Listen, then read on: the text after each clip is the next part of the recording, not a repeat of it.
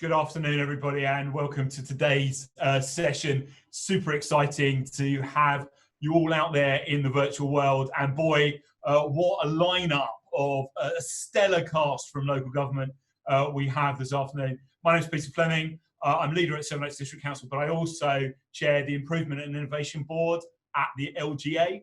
I am the value for money element of today, as I'll be in each of the 3 or 4 bits of it, but you'll see some fantastic speakers coming up. Just a little bit of context.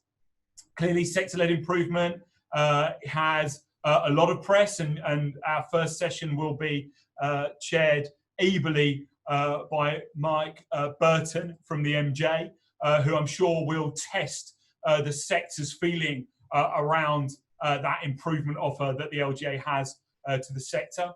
We will, of course, talk a little bit, I'm sure, about what's come out of the work that we've just had done around how the sector sees sector-led improvement. And I'm pleased to say, and I don't think it'll be any surprise, that actually the sector is saying that broad range of sector-led improvement offer that we have has been well received by the sector, with people saying in the 90% with their satisfaction with it. So. But as always, we need to keep learning, and we're doing a piece of work just at the moment to reflect on the work that we're doing, what changes we might need to make, and that's an equally important part of the improvement journey for the LGA as well. So it's a packed schedule. You've got a little bit of audience participation to start with, which I always think is really important, although it does involve a little bit of technology. So if your phone is to hand, and I'm sure as with a real conference, you are busy multitasking, listening to me whilst doing your emails on your phone. If you could just pause that for a minute, because we've got 5 questions that we want to ask you through the wonders of modern technology. Then we'll pass over to Mike Burton from the MJ, who will chair a session asking a cross range of people from local government and slightly beyond about their perceptions around sector-led improvement. We'll then move to the final bit, where I'll share the stage with the lead members from the other parties, who I know will have some really good reflections on sector-led improvement. So without further ado, I'm going to move to Menti. Wow. You see, this is the wonder when somebody else is doing it for you. Now, the way I tend to do this is I tend to take my phone out and then Google Menti, and then it takes you there, and then you just put in the code. But you can go to menti.com and then it'll prompt you to enter the code. So I'm going to do this live with you. So just put in Menti, press search, that'll come up. And then if you just put in the code, and the code is 76844. So 76844. And then you submit that. Or if you're very advanced, you can point your camera at the QR code on the screen. If you're like me, you've got a little thing going around at the moment that looks a little bit like that. But you're in. Press the thumbs up to say that you're in, and then we'll get on to the first question. Oh, hold on, 58. So lots of people are joining. We'll just let the rest of the people join. So there'll be 5 questions. We'll look at them. Each of them will come out in a slightly different way. We'll gather all your answers and then show you the group answer at the end.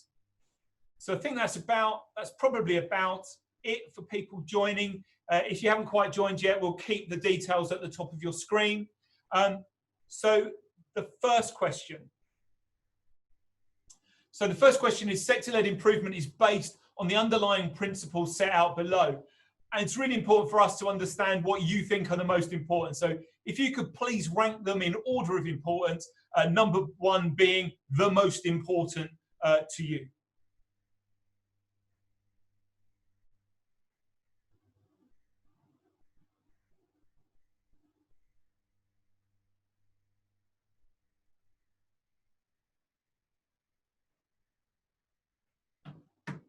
And once you've done that, you just press submit at the end. So I get to do a 5, 4, 3, 2, 1. And the voting's now closed. The results are hidden, but someone's going to show them to us. So it's quite close. I would say they're all very close, actually. There's a collective responsibility for the performance of the sector as a whole. Councils are responsible for their own performance, and councils are accountable locally, not nationally. But actually, no massive winner there. So the second question is, how often does your council engage with the LGA sector-led improvement offer? Now, often when we talk about sector-led improvement, people just think of the peer challenge offer. The reality is that alongside that, it includes the bespoke support that we do through our principal advisors and the political group offices, leadership training, support for officers, productivity and efficiency support, the workforce advice, LG Inform, mentoring, the National Graduate Development Programme. All of that is within that improvement offer.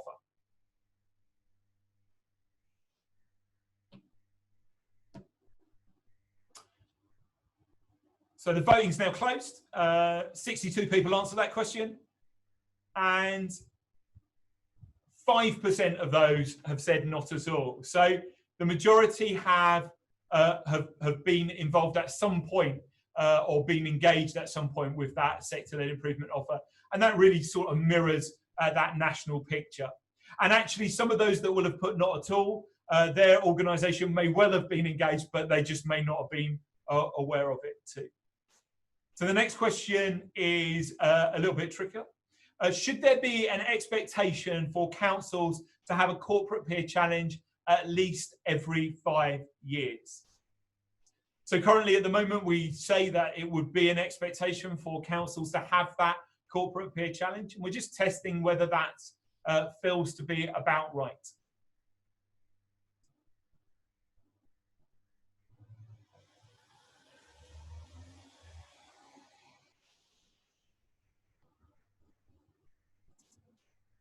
So just a few seconds left on that question.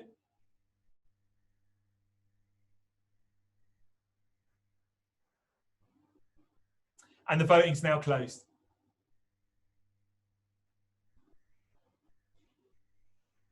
So I think it's pretty clear.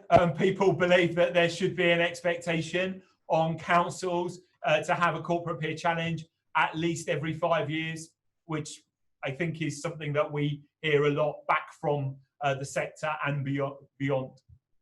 The next question involves a bit of typing. So the LGA is currently reviewing its approach to sector-led improvement. What do you think works best about the sector-led approach to improvement? You're allowed a bit of free text here, although the number of words you're able to put in is a bit limited.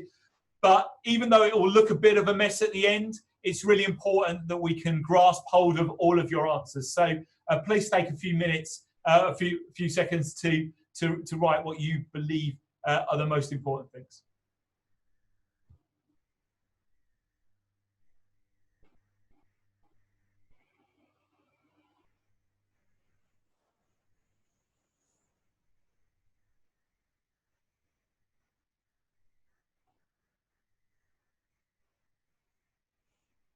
So I don't know about you, but this is actually quite difficult to follow with 3 columns. But as I say, what we'll do is we'll make absolutely sure that we capture all of this and use it as part of our feedback through our review of the sector-led improvement approach.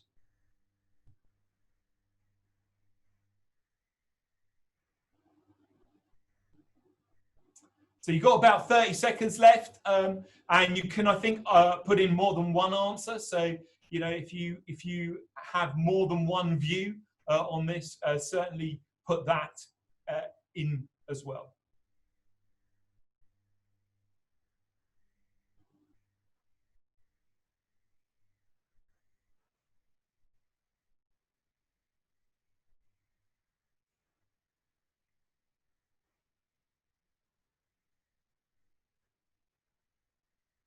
So the voting's now closed. I think you'll be able to see on the screen that there's been an amount of quite similar types of views expressed, particularly around that sharing. And for those of you who've been peers, you'll know that you take as much away, particularly if you do peer challenges, from doing a peer challenge as you would as to having a peer challenge done to you. But actually, that whole idea of the sector supporting the sector clearly comes through. And we'll make sure that these are available so that people know what was said, because I understand it's not the easiest to read. Right, and the very final question that we're looking at in this section is, what aspect of sector-led improvement could be enhanced going forward? Again, looking at the future, looking perhaps beyond just peer challenge. What are the areas that we could make significant enhancements to going forward as part of that ongoing improvement of sector-led improvement itself? They've given you a little bit longer on this question, and again, I think you're able to put in a number of different responses.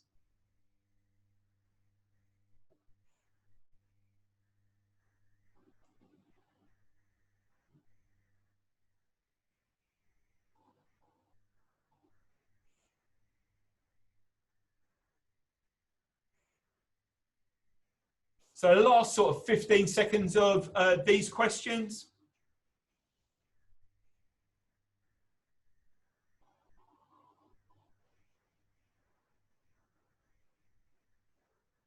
I think this could be quite interesting when we see the results. And so voting's now closed. So I guess people can see that the big words are the ones that have been most used. Transparency, challenging, collaboration, support, mentoring, and then mandatory has been put to one side as well.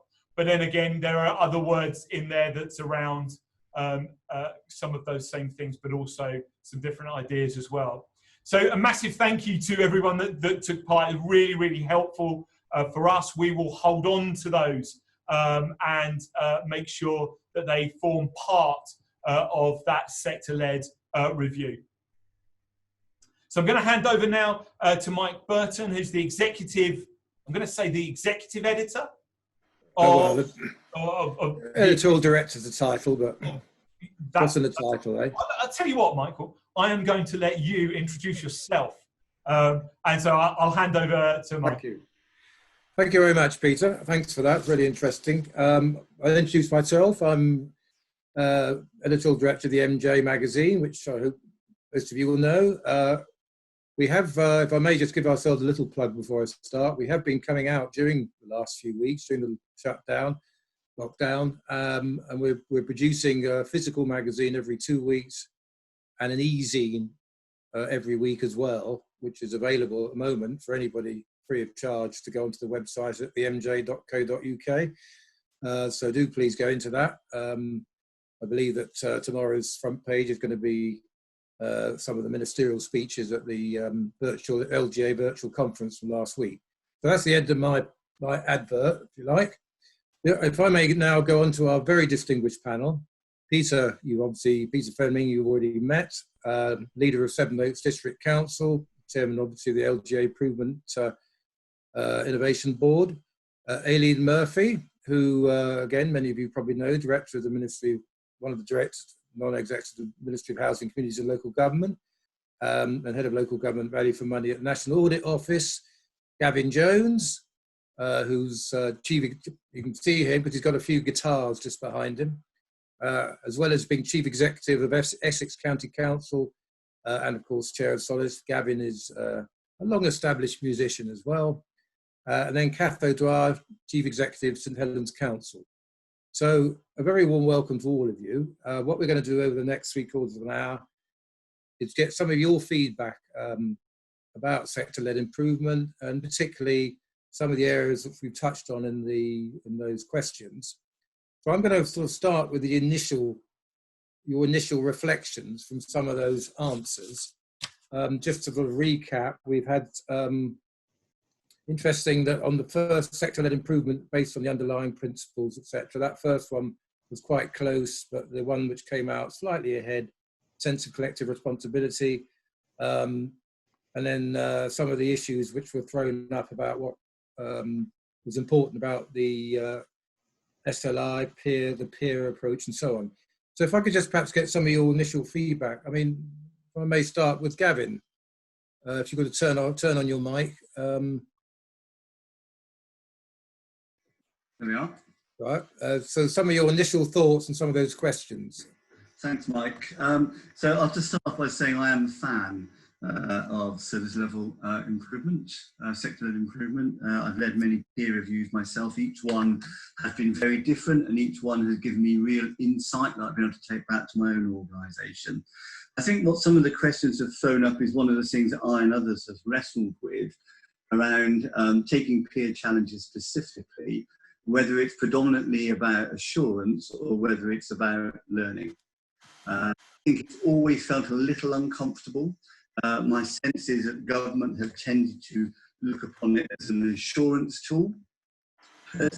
I don't think it is predominantly an assurance tool.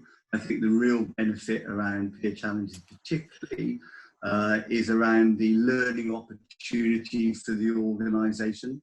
And perhaps by way of insurance, I would be looking at that if an organisation can demonstrate to itself it has really embedded learning into its way of operation, I think in itself that creates some inevitable assurance about its performance. I'll pause there, Mike, because I'm not taking up all the time. Okay. Were there any of those answers from those questions which were a surprise to you? Any of the responses? No, I don't think there's anything particularly surprising there. I think there was quite a diversity of responses, which again, I think potentially highlights one of the challenges for sector-led improvement in terms of real clarity about what it is predominantly about. And I do still think that is something, that ambiguity is still a little troubling for some. But I strongly remain a fan of it. Okay, thank you very much, Gavin. May I switch to Kath now from St Helens? Got some of your initial thoughts on those those responses. Thanks, Mike. I mean, I think there was a lot of similarity in people's views based on those responses. But some of the key questions that I'm sure this debate this afternoon will cover. One of the slides I think mentioned whether it should be mandatory or not, and I think that's a debate we've been having for some time, because we all know that councils most in need of support may not be the ones that ask for it, and how as a sector we can best support organisations in that space. And also, you know, a question about whether as a member organisation we are best placed to deliver the bad news hard messages. And having a bit like Gavin, I've done a number of peer reviews in my time, and have received them in organisations that I've worked in, and I would absolutely promote the value. Not only does it, you know, lift a mirror up to the organisation, but those that are involved in delivering sector-led improvement gain as much as they give and take back to their own organisations and regions. But that hard conversation is difficult, but as a sector, I believe we should be having those difficult conversations. Many people who in the audience who know me know I worked for Ofsted for a while, and I'd much rather get a hard message from my sector than I would from a regulator. So I do think that, you know, there's a space, a real space for us there. But I also think that the sector-led improvement offer is very often what people think about and talk about is corporate peer challenge, and the offer is much greater. And I certainly have benefited from that wider offer in a couple of authorities that I've worked in. but I think we need to celebrate the benefit of all of that, as well as just focusing on peer challenge. And post-COVID, you know, maybe there is a different lens and a different area of focus for us all. We're all in uncharted waters currently, but are going to be in those waters for a considerable period to come. And local government will look different after this. And the sector-led improvement offer needs to reflect that. Certainly come back to that, and there have been some changes. Thanks very much, Kath. Can I go over to you, Aileen? Get your initial thoughts. Sure, thanks, Mike, and thanks to the LGA for asking me to join the panel. I think that sector-led improvements' great strengths are its collaborative nature, the fact that it's people are experts within the family, if you like, carrying out the peer challenges and the supportive work within it. But I think in some ways those are also perhaps easy sources of criticism, because it can look a bit cozy. And I think that one of the things that would be really good would be, I know most councils do publish the reports or the results of sector-led improvement. I'd like to see that done, you know, as a matter of course, routinely. And I think also in terms of accountability to people locally, it'd be really good for there to be, you know, more transparency around what's been achieved as a result of it, what's changed, what's different, what's improved, and I think that would those two things for me would be the ones that I think would be key in terms of process.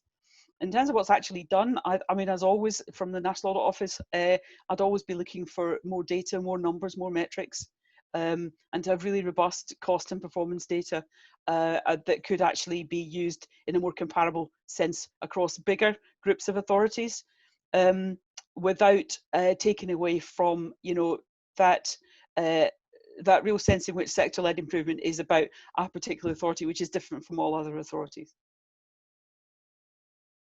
Good. Thanks very much for that, Aileen. I'm going to go back to you, Peter, because I just want to pick up a couple of themes which have come through that. One of them, and it was picked up as well in one of the poll questions about moving forward, was the issue about being challenging.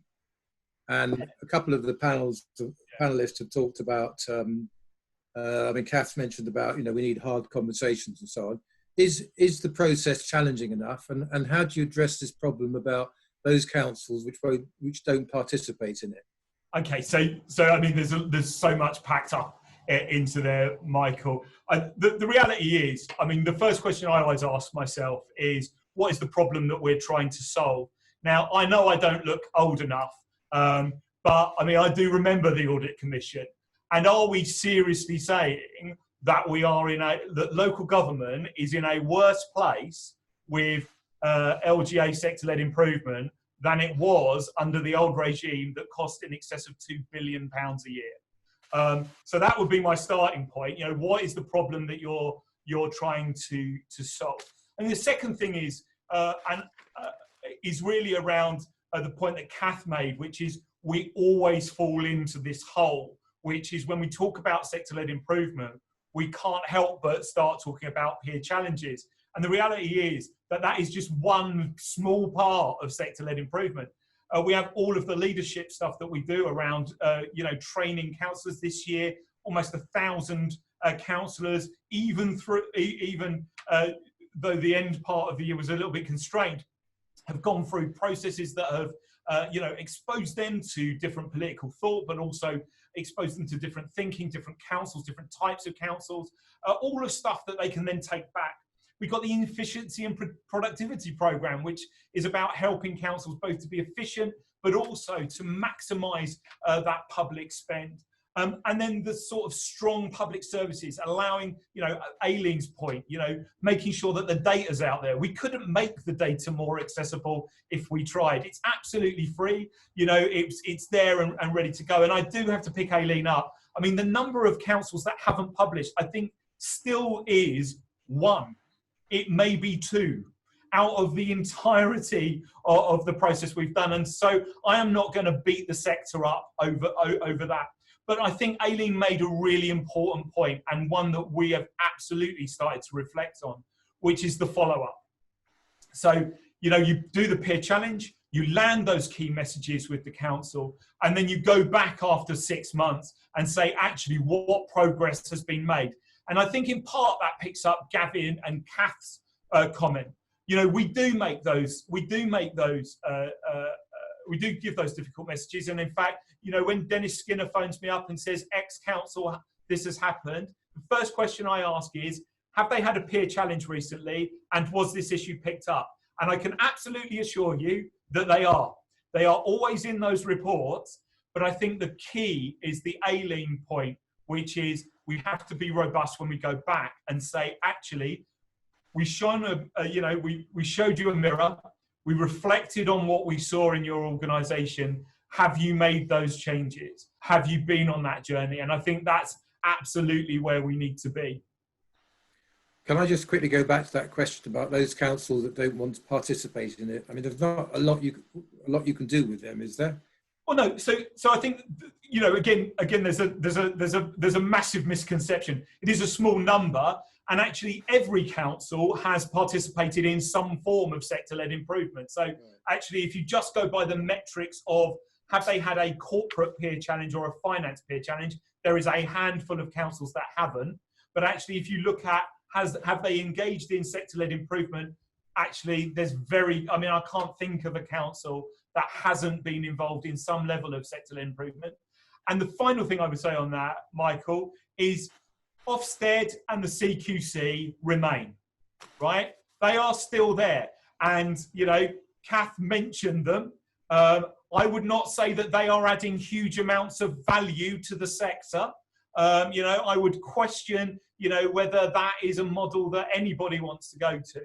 And of course, the Secretary of State, if he is or she is anyway concerned, has retained all of the powers that they have to go in. So if they are fundamentally concerned about a council, then frankly, they can go in and use the powers that they've got.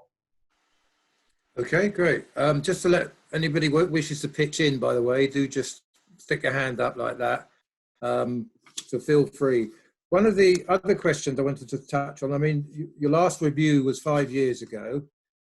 And this is, again, a more open question. The last review was 5 years ago.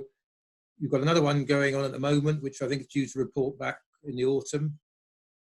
I'm just interested in going back really to the panels, and I'm going to go back to Kath on this one initially, is over those last few years, where's been the shift, you know, in the dealing with sector-led improvement, the way the priorities have changed over the years? What have been the notable areas? Kath, do you want to say a few words on that? Thanks, Mike. I'm not sure that there's been a step change, but I think my experience has been that there has been a gradual move as the sector has moved. So I think there's a much greater focus now on leadership of place and leadership of the community of the place than there perhaps was 5 years ago. Much greater focus on financial sustainability. It's always been a feature, but it is a massive feature of our daily being these days, and post-COVID, God help us, it could be a significantly greater feature. But I think there's also been more of a focus on innovation and places that are doing it differently, so that the sector as a whole can learn from that and sharing some of that good practice around. And within that, you know, perhaps more of a feature around transformation. But the basic nuts and bolts of a well-run council remain the foundation stones of the process, whether that's through corporate peer review, or whether that's through mentoring, or whether that's through, you know, the width and breadth of the sector-led improvement offer. Those foundation stones remain, but there has been a shift towards a more modern council that's perhaps a bit more focused on outcomes, and there may be more to do in that space, but perhaps more focused on outcomes than process. Is that reflected, you think, in you know, the way the SLI responds to this over the last few years? I think it has. I think there has been a shift that, you know, the pillars of focus, and everybody's talking about pillars at the moment, aren't they? I'm sure we're all sick of it, but the pillars are, you know, the key areas of focus, certainly in corporate peer challenge, I don't think have massively changed, but the areas that get focused on within them have moved with the sector and the focus that the sector's had in order to survive and sustain austerity and the change in our community's expectations of local government. Right, thank you, Kath. Gavin, can I ask you that same question? Of course you can, Mike. And I'm going to, rather than repeat everything that Kath has said, I'm going to try and answer it in a slightly different way, which I don't know if it helps to open up the debate a little bit. But I agree very strongly, by the way, with what Peter was saying about how the SLI is a much better tool, I think, actually, than the old audit commission. Because I think any kind of formal inspection like that, it is evident, creates a gaming culture. And I'm not sure that actually organisations are more focused about passing the test than having the truly reflective conversation in their organisation about, are they really clear about what they're trying to achieve? Have they provided the right environment and the right skills and the right focus from top to bottom of the organisation to achieve the goal that they set out for themselves on behalf of their residents? And for me, that is the most important aspect of when I go in to lead a peer review.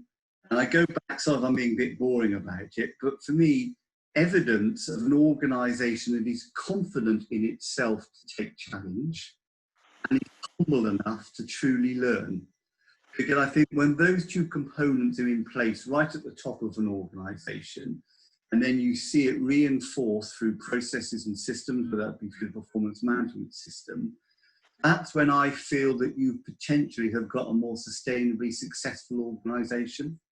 Because it's an organisation that is dynamically adaptive and is constantly, intuitively challenging itself, its leadership, its people, and its organisation.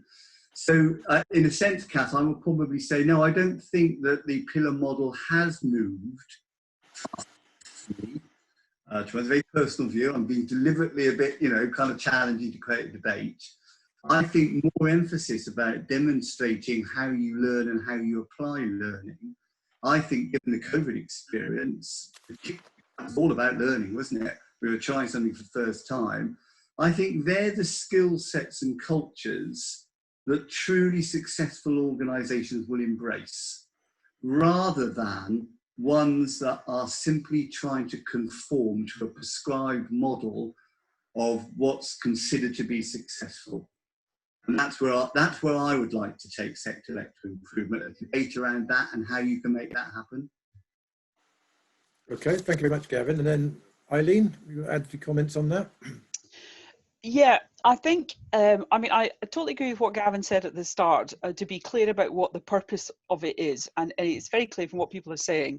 And I can say this completely objectively because no one's ever asked me to join, even as an observer, on a peer challenge. So I think we should be very clear that it's about improvement and about learning, and not about assurance. I think that was an unhelpful blurring of what it was supposed to be about very early on. And I draw a very clear distinction between audit, inspection, regulation and sector-led improvement, because these are all different activities. And I had a mental bet with myself that that Peter would be the first person to mention the Audit Commission, and I was happily proved right. So what I would say that the emphasis should be on collaboration and learning from one another. And one of the big things I think that sector-led improvement could do a lot better than any sort of external agency like Ofsted or the CQC is about sharing best practice, but actually getting that best practice picked up from one place to another. Because as someone who works for an external audit organisation, it's extremely difficult to do. externally. You can point out as many good practice examples as you like and platform them wherever you want, but unless you persuade the people who are really providing the service that it's a good thing, you can't impose it from outside. So I think that we should be very clear that it's about learning and improvement, but I do think the best practice point is one where perhaps you could do more of it. And I think that the proving the value of the process or the processes externally is a challenge, and one that's actually quite difficult to do, because this is a qualitative process. And if it didn't exist, what do you think would be there? I mean, it's nearly 10 years old now, sector-led improvement.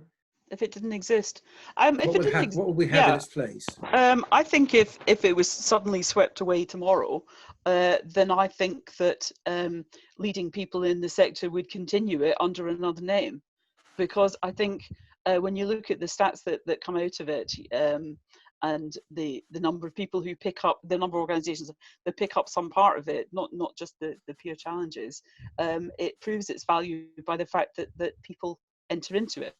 So I think we would see it come back under a different name. And I think maybe the fact that we haven't seen any form of inspection in a trad sense of local government coming back, it tells you what usefulness that had, perhaps. But I'll stop talking because I'm straying into policy. Actually, can I ask those questions to both Kath and Gavin? What if we didn't have SLI? What would be there in its place? Would we still have an audit commission type regime, or what? Well, heaven forbid that would happen, would be my initial response, Mike, to that. I agree in part with Aileen. I mean, I think it's the old thing. I think the enlightened ones that recognise learning from others, reaching out, connecting, they will continue with it because it's intuitive, it's intrinsic, systemic in their organisations. Unfortunately, as was said earlier, the ones that probably would most benefit from it would tend to go in on themselves. I mean, that's a common characteristic, isn't it, of organisations in trouble. One of the first signs that you see is that they have very little external connections, and their corridor conversations are very internally based. And I fear that's what would happen, which is why, I'm strongly in the camp. I want the LGA to continue with the sector-led improvement. I just think there's a debate to be had, as we are now having, about how it might morph and adapt to be more relevant to the world that we're facing of uncertainty and ambiguity. That's the thing in town. We're entering space now that none of us have got any direct experience of. So I'm far more interested about how you can create a culture of experimentation, which can lead to innovation, and accept an inevitable part of that of some limited failure, but that actually the political and managerial leadership creates that environment for that to happen through the organisation. Kath? Yeah, I struggle to picture a world that doesn't contain sector-led improvement, because it's been around in so many forms for such a long time. I can remember pre-LGA sector-led improvement activity. I think I've obviously been around too long, through the IDA. So it's been a feature of our being as a sector for decades, and it's been developed and taken on by distinct groups of professional specialism within our sector. So ADCS, ADAS, all have a sector-led improvement offer that complements, that which is for councils as a whole. So I think it would be a very sad day if we found ourselves in a space where sector-led improvement had gone off the table. And I could probably envisage that we would continue to do it for ourselves, whether that was regionally or sub-regionally. And then something would happen and a council would really fail, one of those perhaps who's looking inward, and then there would potentially be a national response, and we would get regulation and inspection again. So I think as a sector, we've got a responsibility to not let ourselves drift into that space, to be quite honest. But I do think post-COVID, we have got to shift the focus of what we are supporting councils to do and what we're looking for when we are holding that mirror up to councils. And it's much more about innovation, agility, resilience, and learning, because and I hate the phrase new normal, I've got to be honest, but I can't think of another one. The new normal will continue to change for a considerable time to come, and as a sector we need to be ready to support folk to do that. I'll come back to that because I wanted to, in the last 20 minutes, to look at the future. So I'm going back to you, Peter, just to look at the kind of COVID situation. I know that the LGA and so on has obviously been looking at this and the impact on sector-led improvement. What's your initial thoughts about moving forward, about how this, I mean, it's obviously going to impact presumably on your review as well. Yeah, look, I'm not going to allow some of the things that have been said to just get passed sure. over. I mean, you know, Gavin said that he was being provocative. Well, I'll be equally provocative back.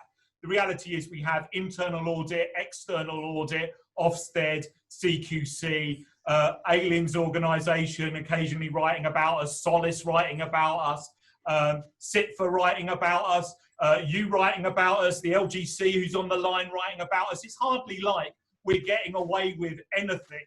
The reality is, I go back to the question, what is the problem that you are trying to solve? You know, we have not seen systemic failure of local government in this country, right? We've never seen systemic failure of local government in this country. And I would say that we are in a better place now, 10 years on, than we were previously. And the fact is that government itself, centralising, you know, government as it is under whatever political regime, the reality is what they found is their models of intervention don't work either. Actually, the intervention that works is from the sector, a sector that understands the issues and the problems and actually can understand the difference, that real tension between the political and the managerial. And I mean, I'm very conscious that I'm the only, you know, nominally the only politician on the call, but of course, you know, there are different types of politician. But the reality is that actually, you know, the question you posed, Mike, was around, you know, what would we do if it wasn't here? And I think it would be a really sad day, but it would be even sadder if a lot of the other stuff didn't disappear at the same time. You know, I would sooner see government intervention go. Aileen and I have debated on numerous panels whether the National Audit Office actually has a role in local government at all. From a district council that no longer receives direct government support, I make an argument that actually they don't have a role. Now, occasionally they write something quite helpful to local government, and of course I will hold that up and say, thank you, National Audit Office, and of course I will criticise when I don't think that they have a role. But you know, that's the contrary nature of being a politician. But looking forward, Mike, I think the LGA has proven that actually it is fleet of foot and actually has spoken to the sector. We already have a model that's out there, which will be a virtual roundtable model where, you know, we'll be able to go in and talk about recovery. I think we have 17 councils already signed up to the recovery model where actually, you know, many brains are better than one, many voices are better than one around that table. And the very final thing that I wanted to say was, you know, in the councils that I tend to do peer challenges in, and I don't, like Aileen, there are certain types of councils that I don't get invited into either. I tend to get invited into councils that, you know, district and borough councils. I would say over the last few years, huge change. You know, those lumbering counties and big unitaries maybe haven't seen as much change. But in districts, you know, we are talking about commercialisation. We're talking about the reduction of all government support in terms of finance.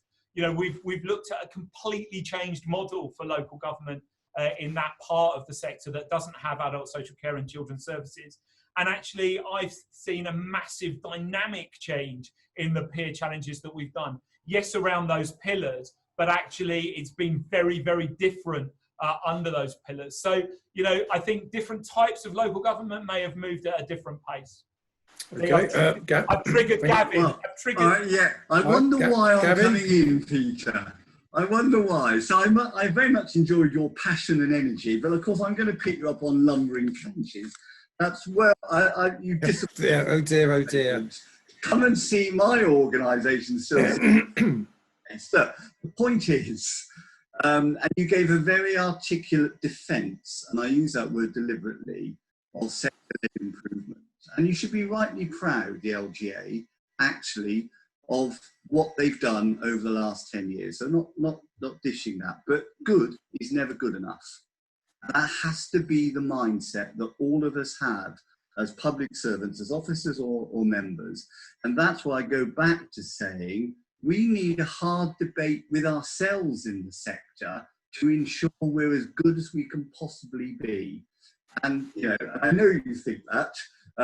That's the environment that we should be creating. And I do go back to my point. I think, you know, the 5 pillars, I think it's time for a refresh, actually, around that. I do believe that to be the case. It feels, when I do a peer challenge, I do 2 or 3 a year sometimes, it feels a little bit stale, actually.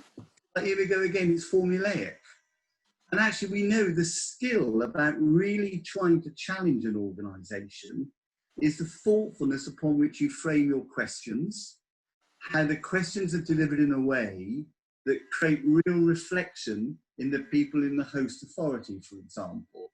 And I think, you know, if we're talking about how could SLI improve, let's put some more energy into that. How could you frame a good question? How can you create a truly challenging dialogue? And I think there's more we could do. Our training is, you know, a little bit lackluster, if we're being really honest. We should be improving our training around some of those peer challenges. I can see your face is grimacing at me now, Peter. But this is a good debate. I mean, you know, yeah, well, this is what it's about. In all seriousness, Michael, I mean, we actually agree. I think you know that there is a real danger that Gavin and I will furiously agree. I think you know, some of the things that are coming out are around training for peers, making sure that there's a consistency of approach, and all of those things. The danger, of course, is as soon as you start to go, right, what you need is a consistency of approach, and you need the metrics, and you know, we've got Aileen and her list of things and numbers and stuff. The problem then is that actually, how do you keep the flexibility that actually, I'm sure Gavin and Kath and Aileen, you'll definitely come to my peer. You can do my peer challenge. But Gavin and Kath, you know, we've walked into organisations to do a peer challenge. We've read all of the stuff. We kind of know that organisation. And within half an hour, we've gone, okay, so let's dump all of that. This is what we're actually looking at. And actually, that formula goes because it's really important to keep that flexibility as well. But you do have to have experience, and you do have to have good training for the peers. I do agree. Yeah. Well, let's moving away from the two of you for a moment. Can we go back to Aileen and Kath just to say a few comments on that without getting bogged down with the NAO and local government and so on, but just picking up a couple of those comments. I'm not going to cite my statutory powers in the face of Peter's impassioned rhetoric. Although I do always enjoy when I visit Sevenoaks that he always says to me carefully up front, I'm talking to you because I choose to, not because I have to. And can I just say, I always thoroughly appreciate it. But seriously, I think that you know, it's about the constant improvement that's needed in public services and in tackling the problems that we see, and that services need to be resilient, and councils are under such a huge financial strain at the moment that I think that, you know, the more that sector-led improvement can help each authority collaboratively to get through this crisis, the better, because I think we need everything that everyone can throw at it. Oh, and can I just pick up here on one other point? I don't just write the odd thing about local government. You know, there is a bit more to it than that. It's not jottings on the back of an envelope, mate. But you know, there's a serious point here. We've got to get the best value from the public pound. And in picking one of the questions up in the chat, I'd really like to see it widening out to be thinking about all the money that's spent within a geographical area, because I don't think we've got place-based accountability right yet. And I think if the biggest effects on a local population are from something that's coming from over here that a council can't influence, then it isn't helpful if that council is as brilliant as it can be if it's not influencing that thing over there. So, you know, we haven't got any of this completely right yet, but I think it's a really powerful platform for moving forward. And I'm not talking about comprehensive area assessment, Beer, before you start. Precisely. You know, no, I'm not. No, I'm not. But that was the argument. That was the argument about CPA. Yeah. The argument about CPA was, oh, you know, what it doesn't do is it doesn't, no, look at the whole, CAA didn't even last 12 months. It didn't last 12 months. Before we go down to the history road, just to say, I'm not suggesting that. Can I just sorry, Aidan, butt in. Have you finished? Otherwise, just quickly go to Kath, and then I want to pick up on a couple of questions which have come in as well. Kath. Thanks, Mike. I think it is. I mean, as I said earlier, I think the pillars, particularly for Corporate Peer Challenge, have moulded over time, but they haven't changed. And I actually spoke at an internal LGA conference last year where I challenged them to challenge themselves, because the world's changing. As chief execs in local government, we are facing very different challenges than we did a number of years ago, and the sector-led improvement often needs to reflect that. So, you know, post-COVID, you know, what does successful recovery or reset look like? There will be a rapid learning in the sector about that we need to test out through our sector-led improvement offers. And that we're one of the authorities that have signed up for the recovery piece, partly because I'm nosy and I'm interested to know, you know, what it is. But it's an opportunity for getting a bit of feedback on something we've never done before as an organisation. But it's also about agility and cross-cutting focus on reducing inequalities. It's always been a theme in sector-led improvement, but never before has it needed to be such a broad theme with the new inequalities that will result from COVID. So I think there's a whole host of new opportunities, but not just in terms of Corporate Peer Challenge. You know, I've certainly seen the role of members change dramatically over the last few years, and particularly during the pandemic. There's been a significant focus and change in the role that councillors are expected to take. So, and it's not just about the council, it's about influencing other organisations. You know, councils have become a much more complex landscape, or fragmented landscape even, of public, private, third sector organisations, members being responsible for or involved in, or the provision of services with. So there's a new set of skills and ask of our members. So our sector-led improvement needs to reflect that and support members to make that change. So I wouldn't want us to just have a focus on the officer side of the business. You know, the world's changing for all of us, and the offer needs to reflect that. Can I just quickly go back to a couple of questions which have come through? One of them is, and I'll stay with you, Kath, actually, since we're on the, how can SLI help us work better in our places, reflecting the fact that local government now has much closer partnerships with other parts of the public sector, especially health, given the constraining hand of other sectors' regulators? How about, can you take that one? Yeah, happy to. But I think it's back to the question of what's the purpose, what is it for? So if our improvement offer is about testing the outcomes in a place, what is the experience of the community in receiving, what's the outcome for communities in receiving council services, then that should be more of a partnership approach, because none of us deliver in isolation, or we shouldn't. And again, I think COVID's absolutely demonstrated to us the benefit of integration and collaboration across agencies. I don't think the sector's ever before seen quite as loud the importance of integration with health and a new relationship with our communities. And that needs to be the sort of focus that we have going forward, because hopefully we will stitch that new relationship and that new recognition of importance into our new arrangements, and we won't slide back to where we were before. Okay, then Gavin, can I move over to you on that particular question about reflecting the kind of broader partnership agenda? Yeah, so I'd agree with a lot of what Cass was saying, because I mean, partnership is such an overused term, isn't it? One almost riles using it, really. But we can't achieve what we want to achieve for our places without forming really strong shared sense of ambition and priorities in our place, because we are just one of a number of bodies that will make those things happen. I think where the SLI can really help is in the sense of helping us to truly learn how to build collaborative partnerships. There's a rhetoric that we all use about partners. If I turn up for a meeting, I'm a partner. Well, that's not a partner, is it? A partner is about shared risk and reward to a large degree.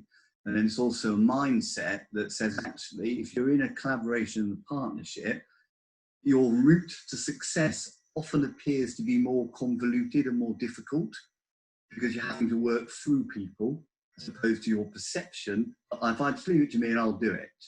So actually, I think there's more that the LGA could do to try to bring partners together in a place to do some true shared learning around what that could look like.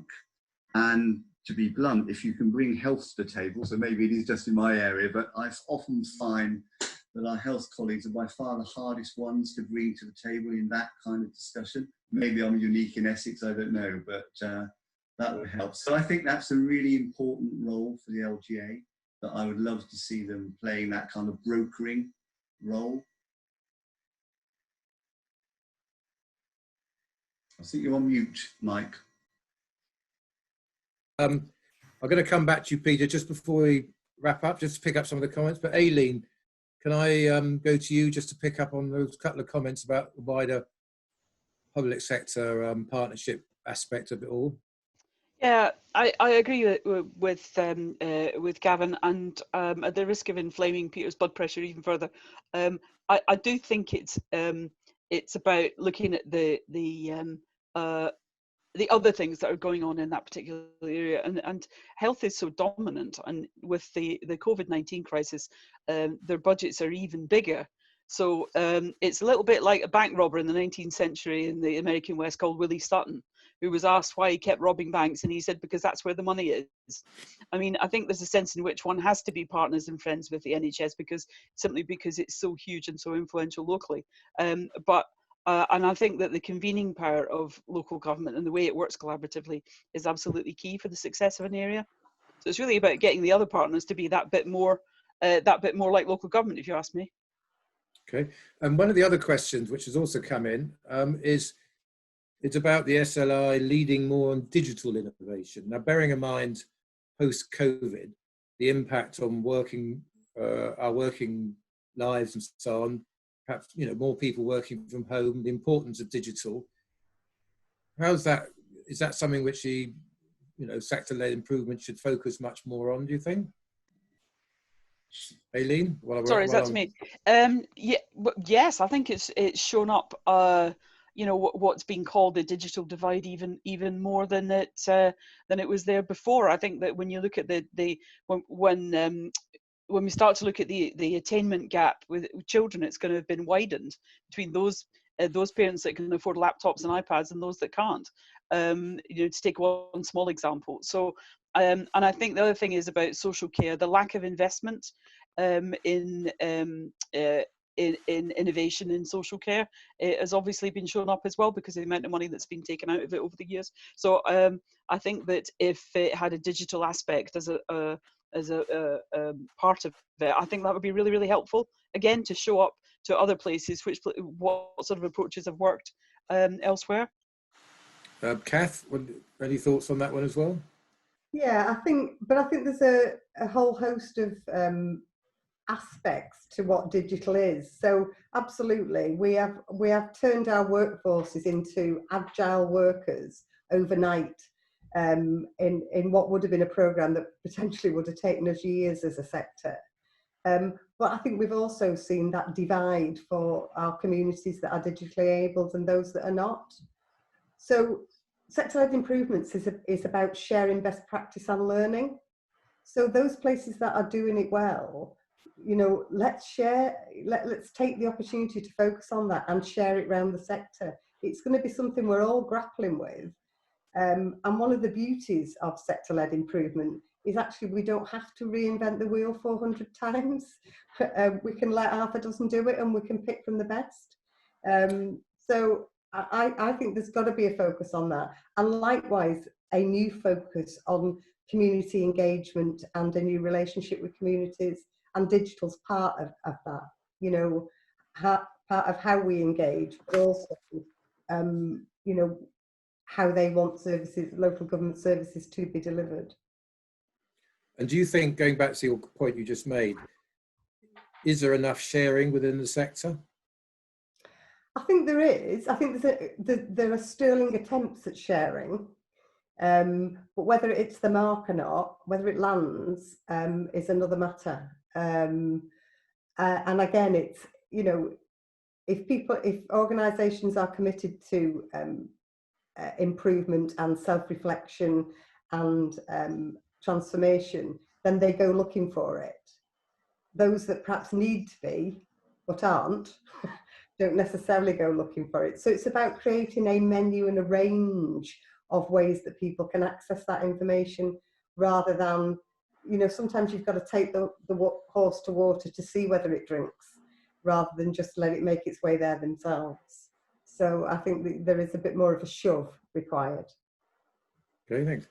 Peter, going back to yourself, picking up perhaps a couple of the comments which have been made. Yeah, I mean, so what's interesting, so digital's been mentioned as an area of focus. I think one of the benefits of the SLI approach is actually when we see members, when we see councils coming to us saying we need more around a subject, actually what we've shown is we are very reactive to that and can put together a program or experts or help or support that can help. And I think, you know, a few examples from recently have been around areas such as, you know, those new financial models and commercialisation, where actually we've seen a lot of councils come to the LGA and say, you know, we're starting down this route. I think, taking Kath's point, you know, fundamentally we have changed organisations overnight. You know, I've gone from, you know, 200 staff in the office to like 20 staff in the office and 180 people. Although being a frontier, in a frontier county, we'd actually already practiced for Brexit and nobody being able to get to work because all of the roads were going to be blocked. So although that didn't happen yet, we had actually practiced people working from home. So yeah, I think there's tons of learning. But I think the bigger part, which is the point that Kath and Aileen made around our communities and making sure that they're not left behind. You know, it's all very well the council being able to operate remotely and all of those things, but frankly, it doesn't matter if, you know, no one can contact you and no one knows what's going on. So, you know, I think there's a ton of learning, and actually the LJ is quite good at that, getting that learning out. I would say, and you know, if I'm being critical, people like to be the council that's telling people what they're doing. They're not brilliant, you know, but I think that's a human trait rather than a council trait. We're always more keen to talk about what we're doing than like potentially take on board other people. And, you know, Gavin, you're smiling. So, you know, I think it's more of a terrible sexist thing I'm going to say, but it's more of a male trait, which perhaps like we possibly are less empathetic to taking on other people's views. And I think we need to do more of that as a sector. You know, we need to be more open. But, you know, we need to innovate more. And I think, you know, a point that I will pick up from what Gavin talked about right at the beginning was actually the sector-led improvement bit leaves out the other half of what my board does, which is innovation. And it's actually, we should give councils the space to fail, you know, safely, without people piling in, particularly if, you know, in this fast-paced world that Kath's spoken about, you know, actually failure is going to be part of it. I would rather we failed quickly, and we didn't all fail, and we learned, as again, like Kath said, we all learned from somebody else's failure. But let's not pile in on top of that council or those councils. And actually, Mike, that's where you can help. Actually, you know, sometimes where a council's ambition is right, where they've, you know, really tried to move something on, actually, we need to be supportive of that failure. You know, as long as it's not, you know, a real thing that's, you know, cost bajillions of pounds and stuff. But actually, we've got to be supportive of failure because we all learn from that. Okay, I think I've